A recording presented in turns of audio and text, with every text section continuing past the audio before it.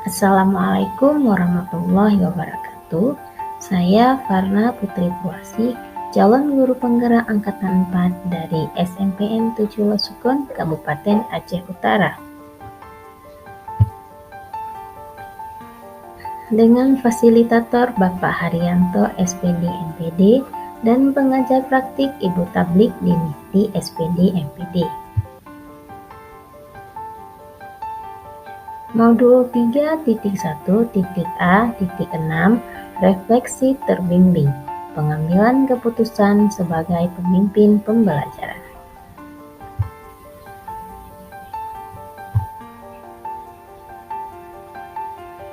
Soal 1.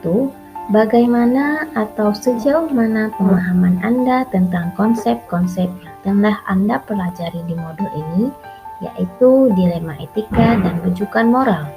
4 paradigma pengambilan keputusan, 3 prinsip pengambilan keputusan, dan 9 langkah pengambilan dan pengujian keputusan. Adakah hal-hal yang menurut Anda di luar dugaan?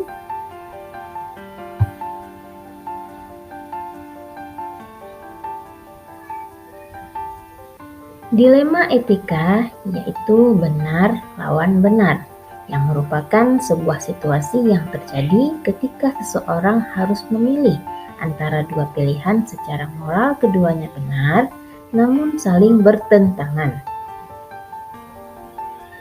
Bujukan moral yaitu benar lawan salah, yang merupakan sebuah situasi yang terjadi ketika seseorang harus membuat keputusan antara benar atau salah.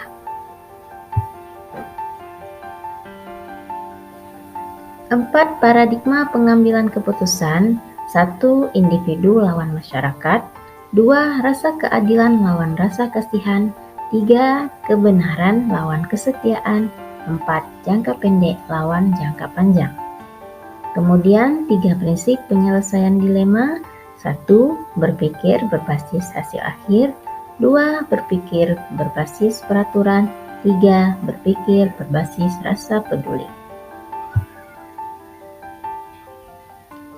Adapun 9 langkah pengujian dan pengambilan keputusan. 1. Mengenali bahwa ada nilai-nilai yang saling bertentangan dalam situasi ini. 2. Menentukan siapa yang terlibat dalam situasi ini. 3. Kumpulkan fakta-fakta yang relevan dengan situasi ini. 4. Pengujian benar atau salah, yaitu uji legal, uji regulasi, uji intuisi, uji panutan idola. Kemudian pengujian paradigma benar lawan benar. Lalu melakukan prinsip resolusi, investigasi, opsi trilema, buat keputusan, dan yang terakhir, lihat lagi keputusan dan refleksikan.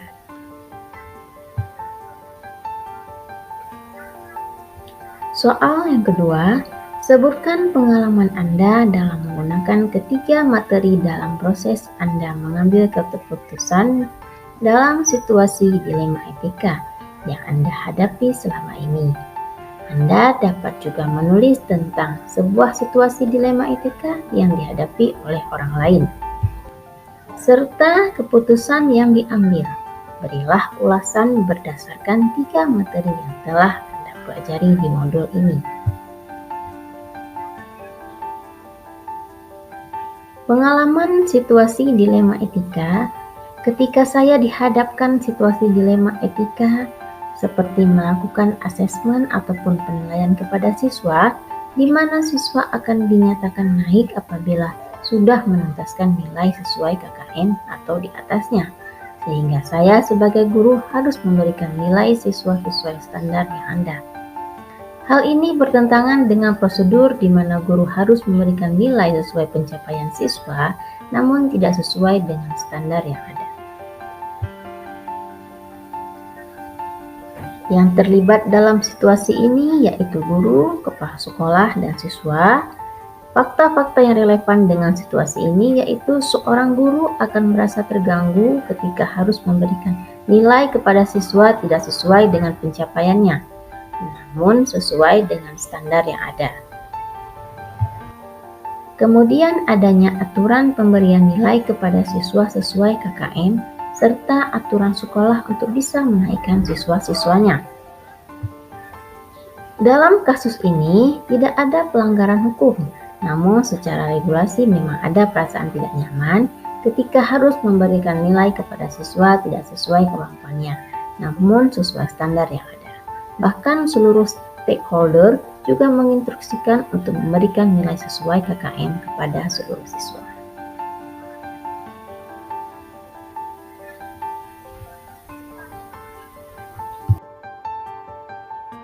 Paradigma rasa keadilan melawan rasa kasihan dan melakukan prinsip resolusi, yaitu prinsip berpikir berbasis rasa peduli. Keputusan yang diambil dalam kasus ini yaitu memberikan nilai kepada siswa sesuai KKM agar siswa bisa tuntas.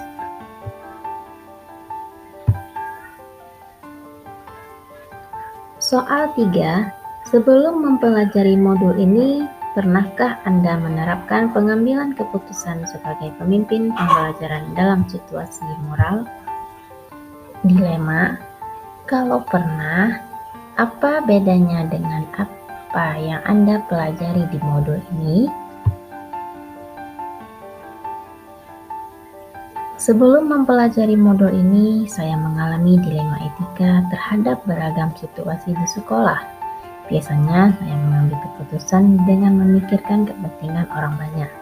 Setelah mempelajari modul ini, saya menjadi tahu bahwa ada 4 paradigma pengambilan keputusan, 3 prinsip penyelesaian dilema, serta 9 langkah pengambilan keputusan yang dijadikan pertimbangan dalam pengujian mengambil keputusan. Soal 4, bagaimana dampak mempelajari modul ini buat Anda? Perubahan apa yang terjadi pada cara Anda dalam mengambil keputusan sebelum dan sesudah mengikuti pembelajaran modul ini?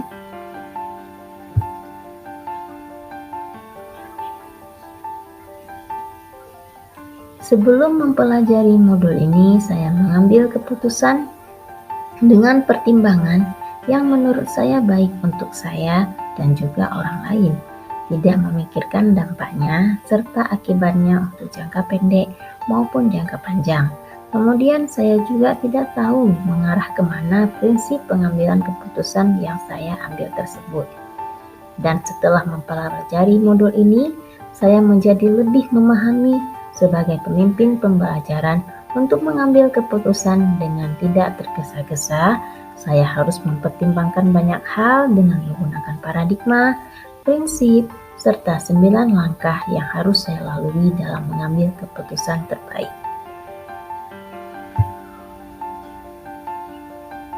Soal 5. Seberapa penting pembelajaran topik modul ini bagi Anda sebagai seorang individu dan Anda sebagai seorang pemimpin pembelajaran?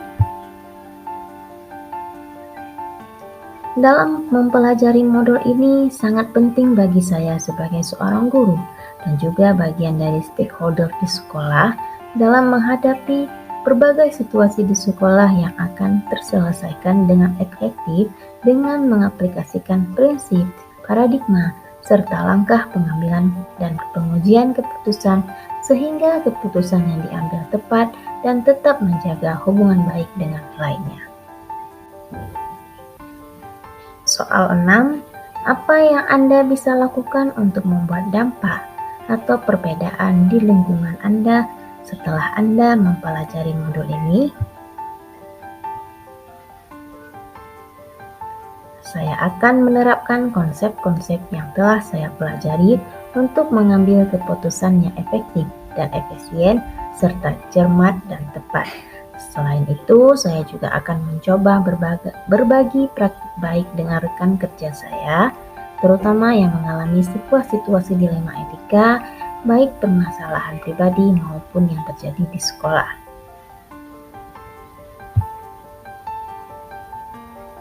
Soal 7, selain konsep-konsep tersebut, adakah hal-hal lain yang menurut Anda penting untuk dipelajari dalam proses pengambilan keputusan sebagai pemimpin pembelajaran?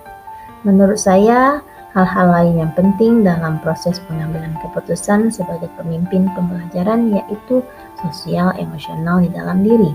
Sebagai seorang pendidik serta pengambil keputusan harus bisa mengontrol emosi dalam diri dan menerapkan kesadaran penuh sehingga bisa mengambil keputusan yang terbaik dan bijaksana yang berdampak positif terhadap lingkungan sekitar.